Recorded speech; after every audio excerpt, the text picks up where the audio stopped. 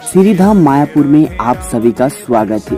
বন্ধুরা, মায়াপুর ইস্কন মন্দিরে এলে পরে দিনের বেলা মায়াপুরের এই ফুল বাগান, বিভিন্ন ধরনের ফুল, সাথে কিন্তু সন্ধেবেলা এই খোল করতাল বাজিয়ে সুন্দর যে হরে কৃষ্ণ নাম করা হয় সেখানে কিন্তু অবশ্যই অংশগ্রহণ করবেন।